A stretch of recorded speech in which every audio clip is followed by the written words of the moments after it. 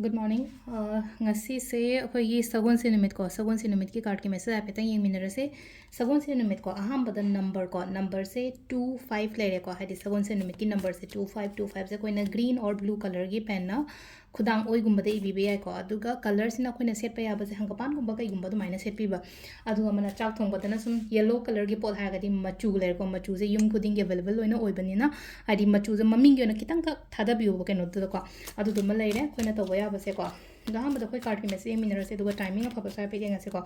Ado Masagi, Sagon sense go. Sagon sense when I had the bailiff kick out of the copadum Kashukai the co. Bailiff kisum either go call target ka thumbs up. Matang had the Kishagon sentena, Matangi Shagon and Pavataga. I did Pesham a single lane of when a business Matam Sata Wake and Kalagasu, Haptam the Pokia, you won't get Hokianoko. I know you want Banga to the head. mayam nattaba hadi hapta amada aigi yonba ngambagi capacity haiba ma lejaina ko adu gi machine du iraga akoina hadi phone gi maning gumba kai gumba du maina happy be ko adu phone gi maning da hapa se aduga hadi mathangi hapta se yor matung da lauthoga burn gumba tawraga anoba gumba hapa adum basu yai ko aduga ngasai gi sagon sen da tawba ya ba ko mayam maina mamang du sa hapu de hapsa gre ko adu gumba su tawba yai adu sidai ka lohum ko tang thoga ka lohum sidai amma khan bira se ahamba ani shuba ohum suba ko ahamba khan bang yenga se ko ahamba kamba number 1 gi na kari energies la ke do ahamba sile se ko plan me amma le sile se ko plan me amma le ha ai taw ge ko ke na khallaga leiba pangthok ta bi dum khandang ka mangdang mangaga leibai type line taw do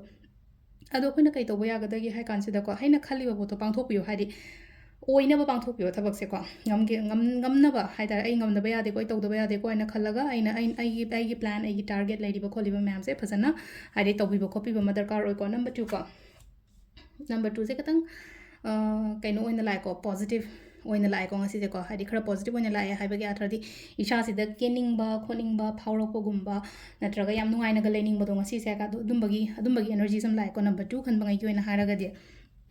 duga number 3 ko number 3 da so hadi aina khalliba po se engonda phangba la po oin obda wish fulfill gumba oiba dumai toroga hadi aina khalliba aina kholiba su mayam se aina ningba ai aningba pamba do phangba oina lai ko sisina khoi gi card ki message lai ko timings ne ki pung manga ga mine kun manga da ina taru ka mine funi pan phang lai ko adagi o mapan ga mine kun thranga daina pung amaga mini nifu mari phang lere ko aduga amana pung ohum ga mini tare taina pung tare ka mini nifu mari phang lere de yung pung tara ga mini yang khani pan daina baro ga mini kunthra nga phang lere ko aduga mathangi nongalam dai ge haras ne ko ani ga mini trying thoi daina pung manga ga minute kun taru phang lere ko sisina ko gi ngasi go na phaba timing other thursday mini thursday se hadi money manifestation gumba ritual macha laina ko hadi pesha gi sum back ta ga kaino ma hapning ge khotning ge kaina sum khalla se ba hadi pesha ga relate obe pot gumba kai gumba lere ga di adugi kaino mayam sai tar ko sagon sin me jira to bi be ai ko ado sida lere ko gi ngasi go na daily card message se ma'am thank you